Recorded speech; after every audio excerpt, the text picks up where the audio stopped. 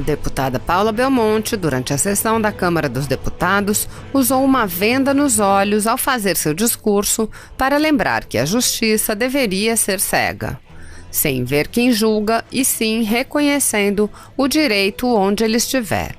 Paula Belmonte lembrou que os deputados têm a função de representar os brasileiros para melhorar a vida de todos. Assista.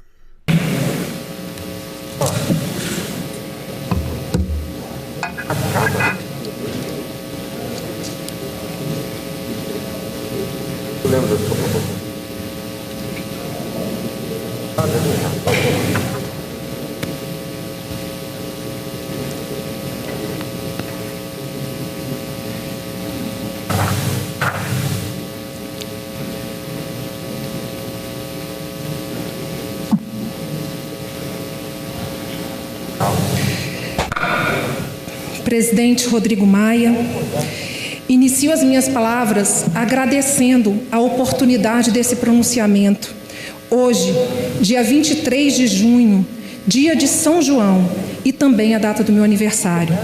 Nesse dia, faço meu pronunciamento de olhos vendados, simbolicamente representando o que eu acredito, fazer o bem sem olhar a quem, assim como a justiça deve julgar, sem ver quem julga, e sim reconhecendo o direito onde ele estiver. Caros parlamentares, essa casa é representante do nosso povo, é representação do nosso povo. Somos representantes da esperança, da transformação da vida de cada eleitor, desse continental e abençoado Brasil. Meus olhos vendados é a simbologia do verdadeiro sentido de estarmos aqui, melhorar a vida de todos os brasileiros. Peço atenção, senhores, senhoras, brancos, negros, pardos, indígenas, pobres e ricos. Vamos nos unir, vamos abraçar a oportunidade de reconstrução do Brasil que queremos e merecemos. Ao guardião da Constituição Federal, Supremo Tribunal Federal, que a sua atuação, mais do que nunca, seja de olhos vendados quanto aos seus destinatários das suas decisões, julgando, independente de quem seja, com base nos princípios do direito, representando a realidade dos fatos, sem escolha de cores, valores, ideologia e, em especial, pessoas. Peço atenção especial ao princípio da dignidade humana, pregonizado no artigo 1º da nossa Constituição, assim como os princípios da imparcialidade, responsabilidade, para que haja justa distribuição da justiça a todos. Que se respeitem a ordem dos poderes, tal como fixado na nossa Constituição, sendo o Legislativo a representação de todo o eleitorado, o Executivo, que representa a votação da maioria, e após isso, o Judiciário, não eleito, mas de natureza técnica, para aplicação das normas emendadas pelos demais poderes.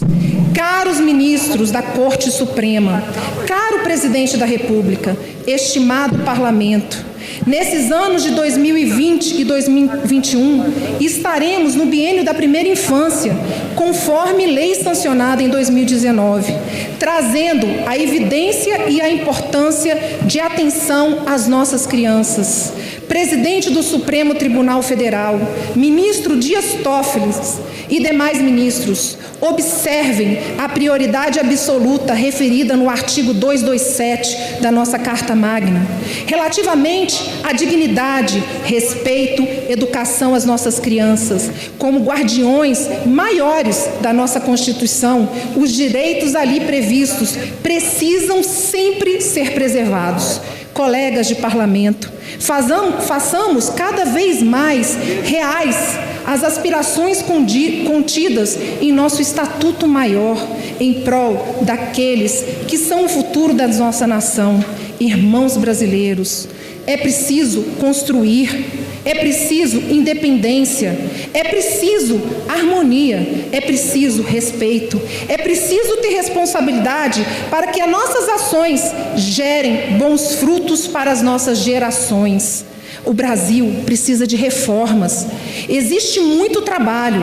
O país maior exportador de alimento, precisa alimentar seu povo, nutrir e educar nossas crianças, dar água potável, saneamento básico, segurança e condições de saúde.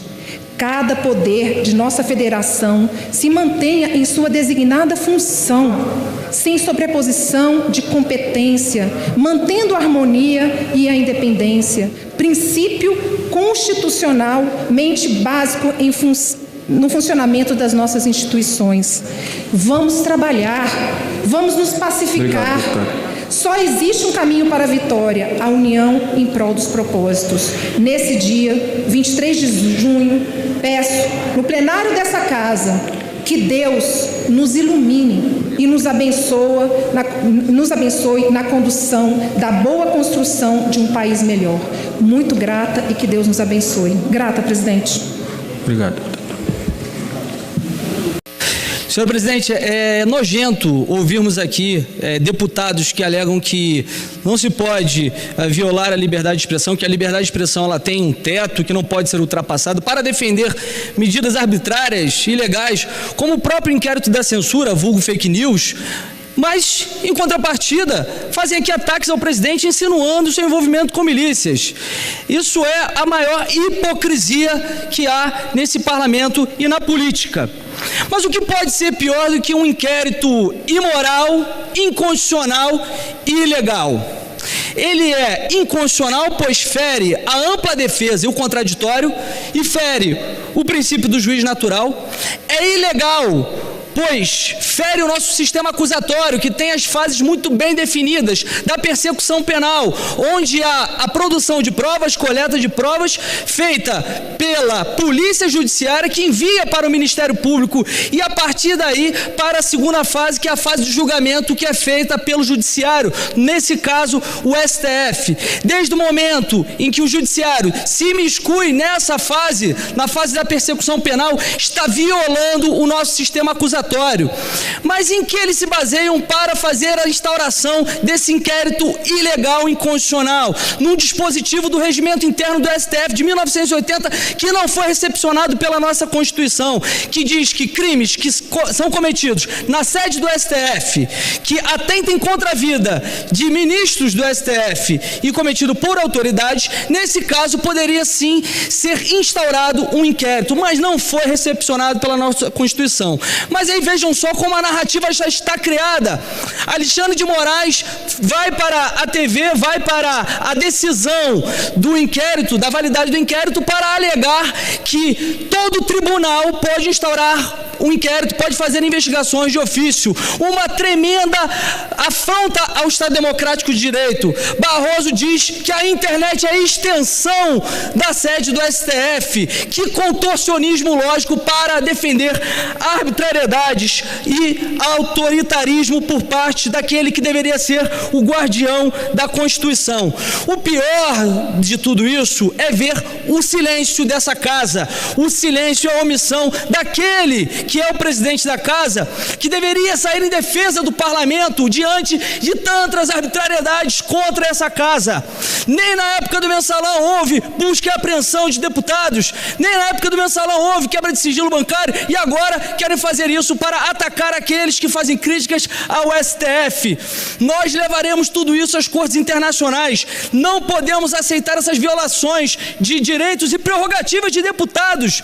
E sim, está tendo no Brasil atos antidemocráticos. Esses atos antidemocráticos estão ocorrendo por parte do STF, contra as instituições, inclusive esta casa, e contra o povo brasileiro. Levaremos às cortes internacionais para saber os abusos e arbitrariedades que estão ocorrendo no Brasil por aquele que deveria ser o guardião da Constituição. Obrigado.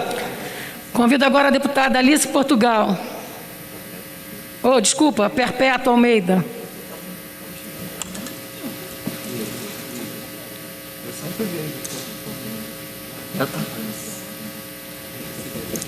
Deputada Perpétua.